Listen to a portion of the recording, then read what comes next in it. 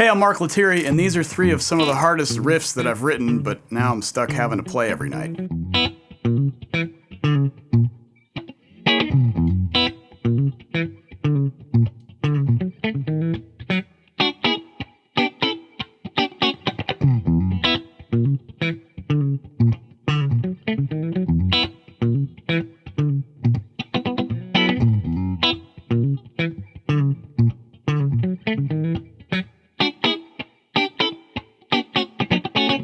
Haha, okay, that's one of them.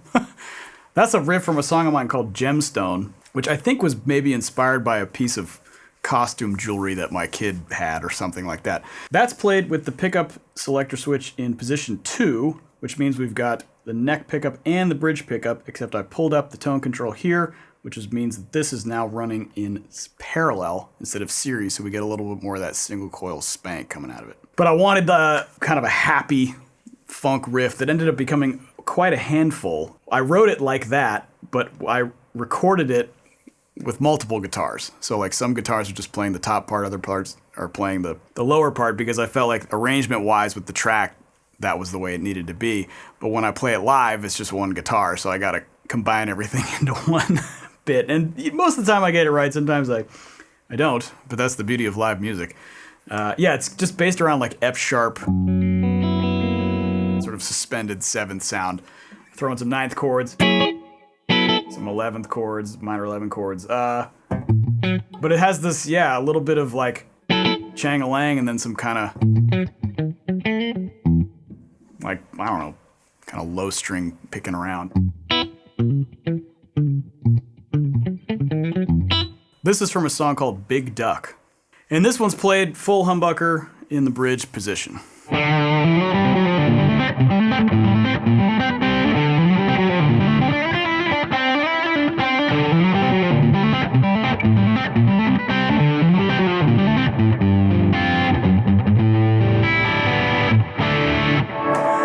All right, that was the chorus to an old song of mine that sometimes I wish I hadn't written because it's hard to play, but it sounds cool when I get it right.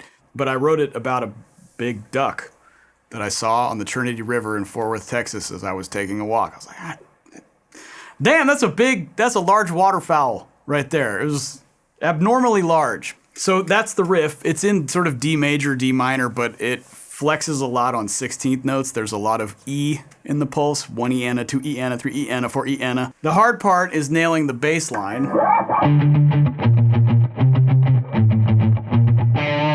while playing the top notes.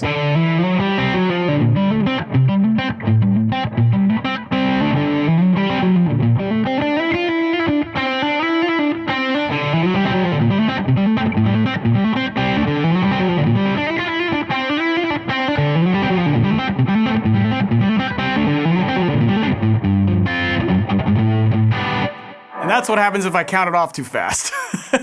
It's one of those songs where it's like, it's really hard slow and it's really hard too fast, but in the sweet spot, sometimes it's not either fast or slow enough. I don't know why I came up with it. And this is from a song called Ace of Aces.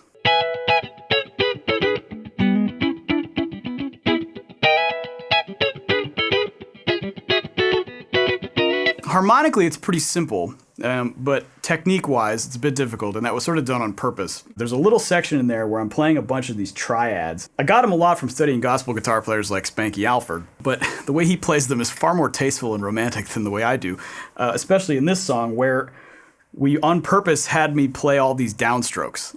The impetus of that was Jack Stratton from Wolfpack had seen a video online of me playing a similar thing on a gig, but I was using all downstrokes because it just had this sort of dynamic that made sense for the way the band in that particular gig was grooving. And he was like, let's incorporate that into the tune, but I want you to still try to play all downstrokes. And so I ended up with this thing that's like...